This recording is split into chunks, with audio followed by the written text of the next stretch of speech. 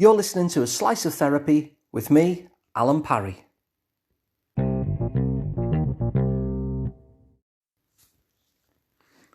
There's a writer called Eckhart Tolle, who you might be aware of, and he often talks about the concept of time travel that we do in our minds. He's actually got a book called The Power of Now. And so one of the things he talks about is how we will often create stress for ourselves through psychological time travel. So we'll worry about something that happened yesterday. Or that thing that I said, did the other person maybe think that I meant this and instead of that, maybe they're offended and I didn't mean to offend them, but I'm really worried about it now when I think back on it. So that's a kind of psychological time travel that goes into the past. But then there's the psychological time travel that goes into the future as well, which is, oh no, I've got this meeting with the boss on Friday. I wonder what they want. Am I going to be in trouble? All those kind of future concerns, which are also a type of psychological time travel. And what he says is that you don't need to go back into the past or into the future because neither exist. All we actually have, the only reality that we have is now, this very moment. And he says, your now is always fine. And I agree with him a lot, in terms of the psychological time travel. And I certainly agree that now is the only reality that we have. And everything else is either not happened yet or has now gone and it's behind us. But I know that my experience is that now is not always fine. And so what I want to talk about today is what happens when our now is not fine. Now, before I start, I'm thinking of a Ford worker, worked in a car factory. And the funny thing is that his car that he drove himself wasn't working very well. And there's a kind of amusing irony, isn't it? That a person who works in the car factory should have a car who's kind of not working that well in that moment. And yet, I like that story because it makes me think of, the sense of therapists like me will have low moods, will have up moments, will have down moments like any other human being. And sometimes it's assumed that we don't, and I like to share that we don't because I really don't like that model, that hierarchical model that supposes that the person going to see the therapist is broken and the therapist is all high and mighty, because I think that's nonsense on both counts. And we're all in this human soup together, aren't we? This soup of the human condition. And I've spoken about the autonomic nervous system before. The autonomic nervous system just acts without consulting us in the service of our safety. And so when it spots something that it perceives as unsafe, then we'll either go into one of two states. We'll go into fight or flight, or we'll go into shutdown.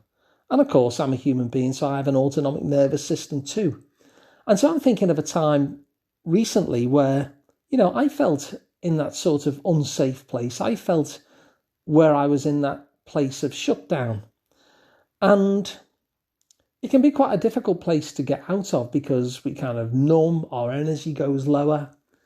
And, a lot of the kind of motor actions that we would find ourselves doing in a fight or flight state where we're moving around, it tends to be the opposite. It's almost like when a tortoise disappears into its shell or a hedgehog curls up into a ball. And so I was in that place, as I'm sure we all go into that place from time to time. And so my now was really not okay. I was not having a good now. And what I noticed in that moment as I was sat there in that shutdown state is I asked myself a question. I'm not sure where it came from. But I asked myself, are you having a nice experience? And, I had to answer no. I was in that shutdown state. I didn't quite have a sense of emerging from it anytime soon. And I just asked myself that question, are you having a nice experience? And I thought, no, I'm not.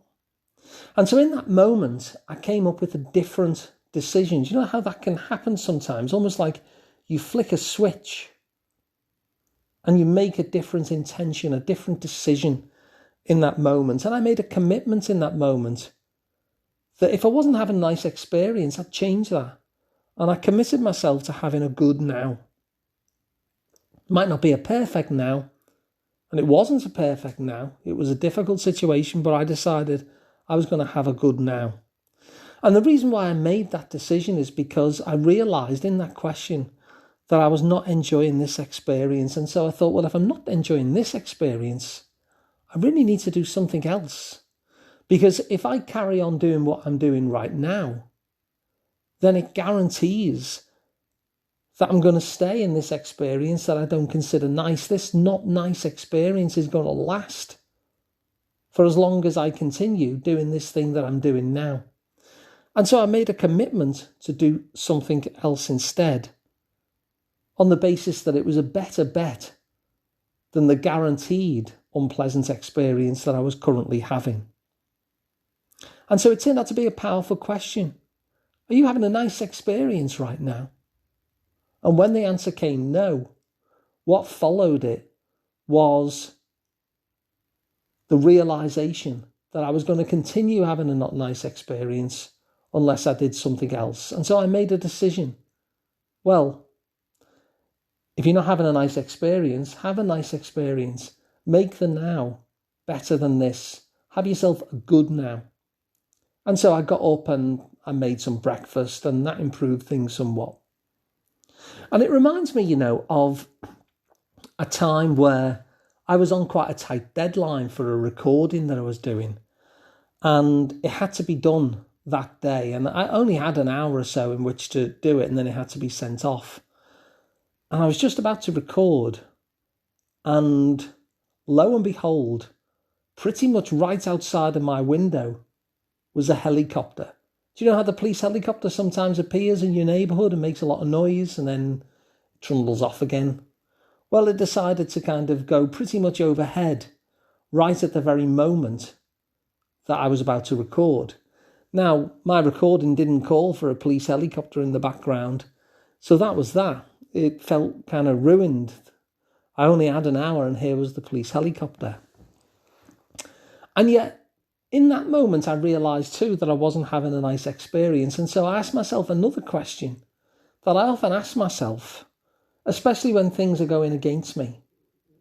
And that is, what is the best possible version of this exact experience? What is the best possible version of this exact experience? You see, the temptation in that moment, when the police helicopter was basically outside of my window at the very time that I absolutely needed to do some recording, was to rant and rave, was to get angry, was to increase my own blood pressure and have a really miserable time of it. But because I asked myself that question, as I noticed myself inviting myself into that state, I was able to ask myself that question, well, what's the best possible version of this moment where you need to record and there's a helicopter outside your window? And so I decided to do something else. And what I decided to do was just allow the helicopter to be there. And I decided to watch the helicopter. And the funny thing is, within about 5 or 10 minutes, it does what these helicopters seem to do. It kind of spun away and off it went. And then things were quiet again. And I was able to do my recording. But my blood pressure wasn't high. And I wasn't in that kind of post rant and rave state. I felt in a good state and I did my recording just as planned, but just a few minutes delayed.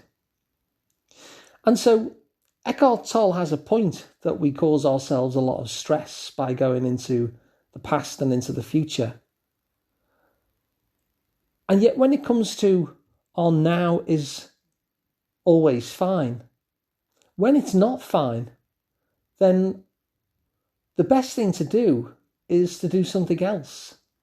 If we know, for instance, that the experience we're giving ourselves in that moment is not a good one, is not a nice one, then we can invite ourselves to do something else, to commit to having a good now, if we notice that we're not having a good now.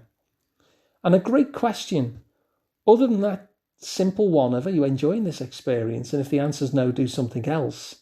A great question which can kind of help you take yourself to that place is simply to ask, what's the best possible version of this exact moment, given that this crummy thing is actually happening? So no magic wand to take any of that stuff away, but just given how crummy things are at the moment, what's the best possible version of this crummy moment? And hopefully, like me, that question might just help you out. So if you enjoyed this and found it helpful, then please do share the episode or even give us a review on iTunes. That always helps as well. You can work with me directly one-to-one. I'm Alun Parry, and you can find out more at liverpoolpsychotherapy.co.uk. And please do subscribe to the podcast. It's completely free, and it'll make sure that you never miss an episode again. And they do come out daily. So thanks for listening, and I'll be back again tomorrow with another one.